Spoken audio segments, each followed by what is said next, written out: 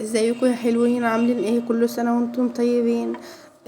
كل دي طبعا تجهيزات قبل الحفلة بيوم. كل الحاجات دي طبعا انا اللي عملت الجاتو والتورت وكل الكلام ده، كل ده تجهيزات قبل الحفلة بيوم او قبل عيد جوازنا طبعا. حاجة جميلة جدا، والفيديو كمان جميل وهتستمتعوا بيه. قبل اي حاجة ما تنسونوش في اشتراك ولايك وشير ليومياتنا ده احمد. طبعا بحب اشارككم كل حاجة الحلوة والوحشة، والحلوة اكتر طبعا. الحاجات دي كلها اوريكم دلوقتي ازاي انا عملتها معاكم هنا، هنعملها سوا في الحلقة دي او في الفيديو ده عموما. بس قبل اي حاجة ما تنسونوش في لايك وشير ليومياتنا ده. معلش ان اتأخرت عليكم على ما نزلت الفيديو، بس طبعا هي ايه، الظروف هي اللي بتحكم وكده يعني. الحاجات دي هنعملها سوا دلوقتي. تابعوا معايا الفيديو للنهاية وان شاء الله تطلعوا بنتيجة كويسة هتبهركم. بعد كده ان شاء الله مش هنعرف نعمل اي حاجة في الغلاء الفاحش اللي احنا داخلين عليه ده حرفيا يعني. نقول بسم الله كده ونبتدي المقادير معانا. اول حاجة هنا معايا 3 بيضات، عليهم ربع كوباية مية، وربع كيلو من الدقيق سبونش اللي هو الفانيليا، وعلى البيض رشة فانيليا برضو سايلة، ورشة من الملح. لان الكيلو بياخد كوباية مية، فده عشان هو ربع كيلو بياخد. طبعا هحط معلقة محسن جل، هو عليه كل حاجة بس المحسن الجل بيفرق في ايه، في زيادة القوام بتاعه، بيدي نتيجة كويسة يعني، وكمان بيديكي نتيجة كويسة للكيك. في الاول كده بنبتدي نضرب على سرعة مثلا 3 ولو يكن في العجان بتاعك، وبعد كده بتزوديه على اعلى سرعة لمدة من 7 ل10 دقايق. هو دلوقتي معاكم هيبتدي لون العجينة يفتح وهتزيد وهتبقى قوامها عامل زي الكريم شانتيه كده، بالطريقة اللي انتوا شايفينها دي. انا سايباها قدامكم كده عشان ايه، تزيد وقوامها يبان قدامكم في الاختلاف يعني. هي دلوقتي هتتغير حرفيا يعني، ايه، هتقوم متغيرة على طول.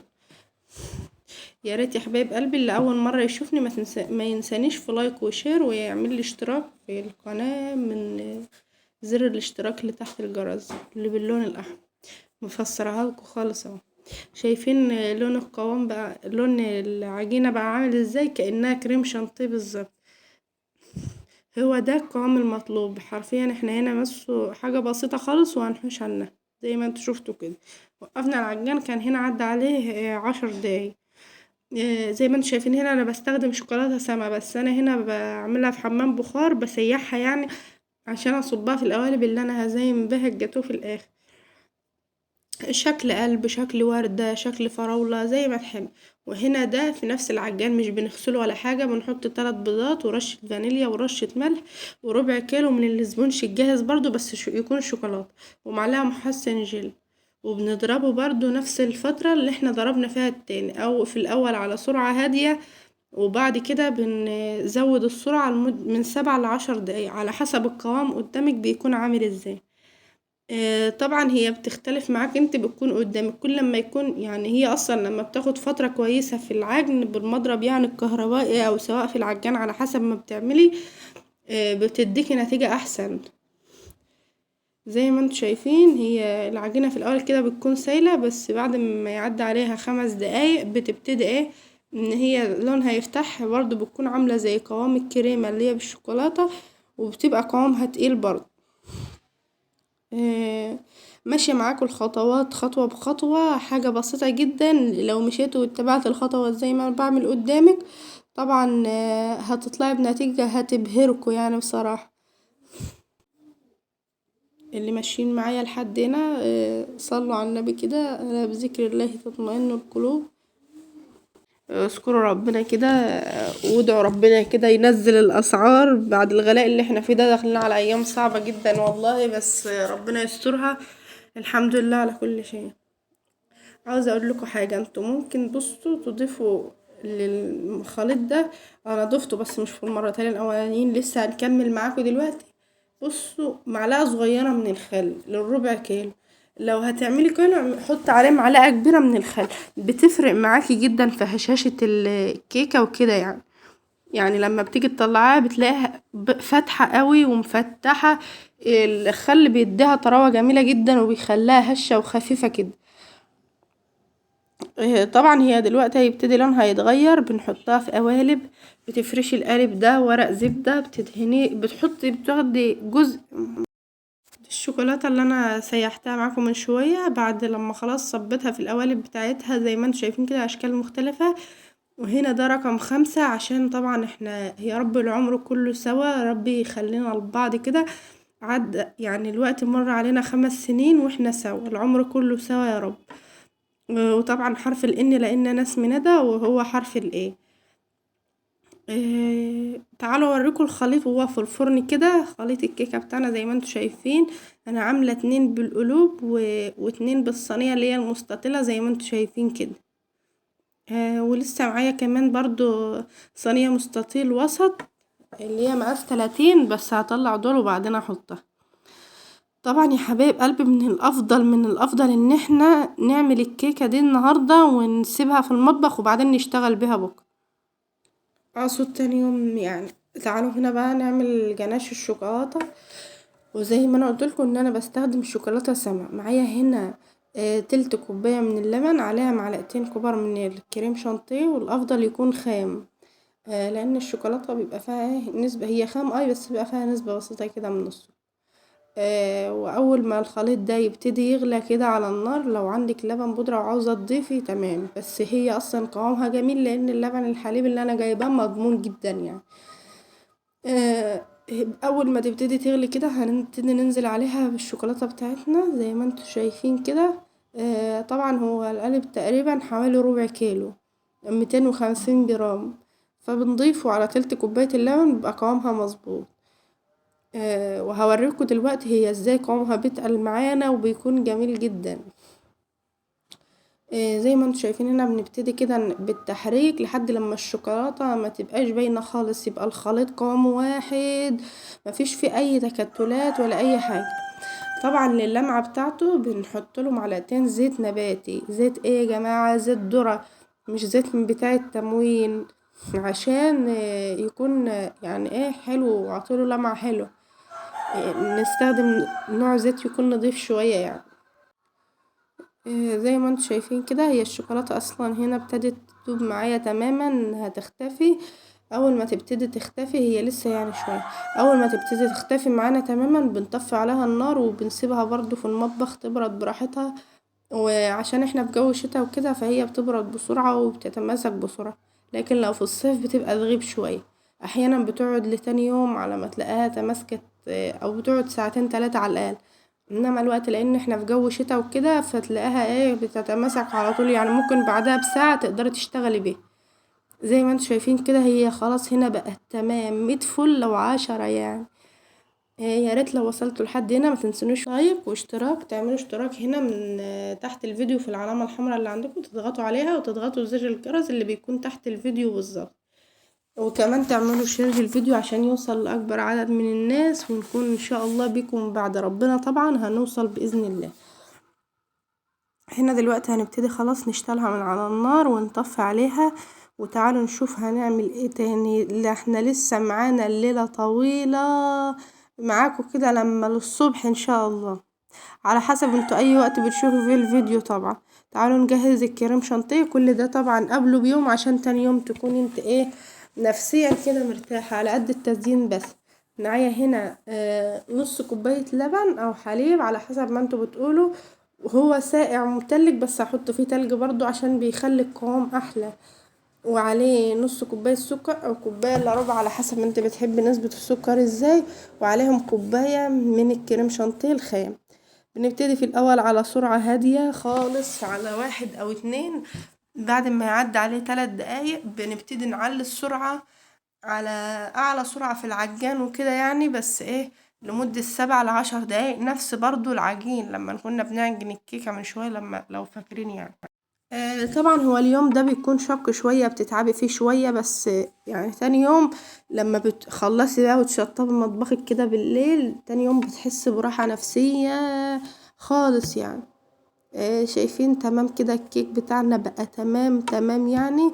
انا طلعت فيه حاجات ولسه حاجات يعني اللي بلاقيها خلاص تم سواها وتطلع. هو حوالي تقريبا خد معايا في الفرن 35 دقيقة كله، يعني على ما طلع. الصينية الكبيرة اللي فوق دي خدت ساعة الا ربع.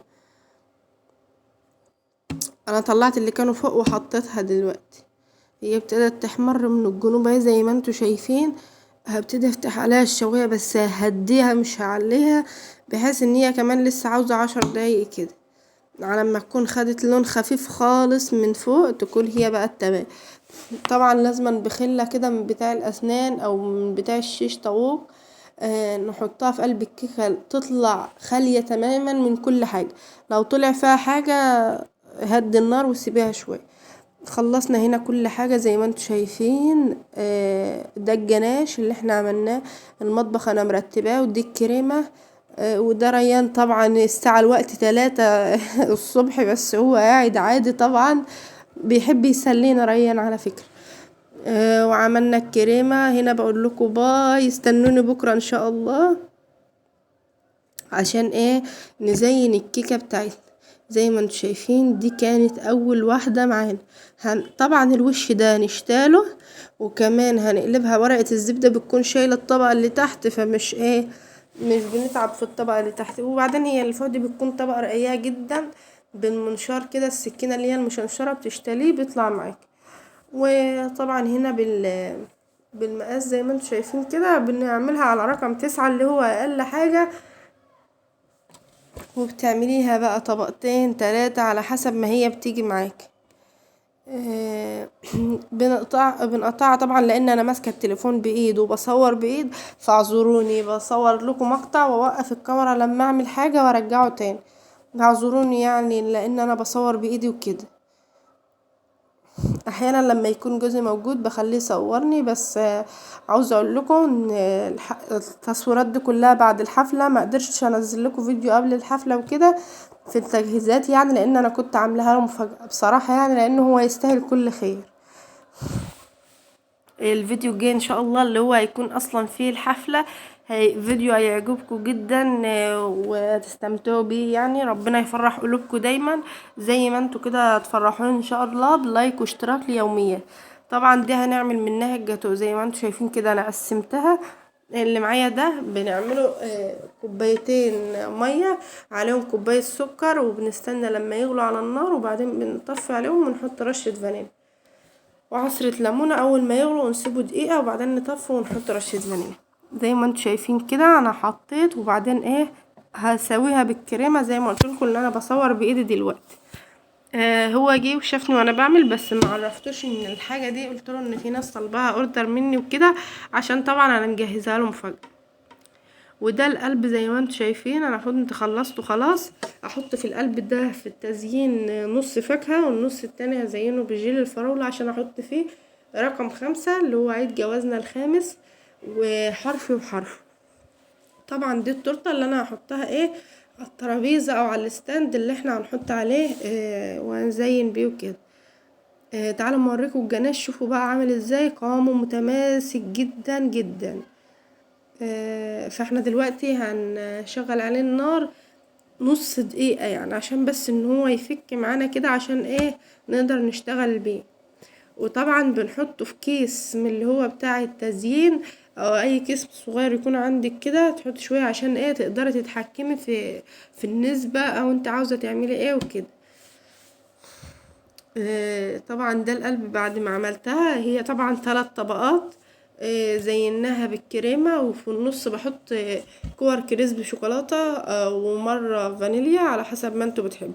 طبعا انا رفعتها كده عشان ايه لما احط الشوكولاتة فهي ايه ما تقعش على الترابيزة يعني وكده، اللي يقع على الصينية. زي ما انتوا شايفين هنا انا سيحت الجناش، وهبتدي ازين بيه الطروف بتاعة القلب، بس ازين بيه ايه الطروف بس، لان زي ما انا قلت لكم انا هعمل النص جيلو فراولة والنص التاني هيبقى فاكهة زي ما هتشوفوا دلوقتي قدامكم كده. طبعا هنا زي ما انتوا شايفين عملتها ايه يعني اشكال كده طالع نازل. دلوقتي بقى هبتدي احط جيلو الفراولة. تعبت جدا في الفيديو، بتمنى الدعم، بتمنى التقدير، بتمنى منكم كل حاجة حلوة، بتمنى كلمة اي حاجة حلوة كده في الكومنتات، لان بجد بجد حرفيا والله تعبت في الفيديوهات دي، مش مجرد فيديو كده زي ما انتوا شايفين وخلاص. زي ما انتوا شايفين زينته بالفراولة وبالكيوي.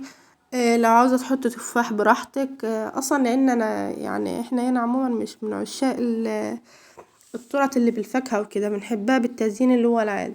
زي ما انتوا شايفين عملت حرفي وحرفه بالكريسبي اللي هو الفانيليا، وكمان حطيت الحروف زي ما انتوا شايفين كده. مش محتاجة اقول لكم يعني عن الجمال وعن الحلاوة وعن الرقة. ولسه مكملين يعني بإذن الله، ولسه مكملين واللي جاي احلى، ويا رب العمر كله واحنا سوا.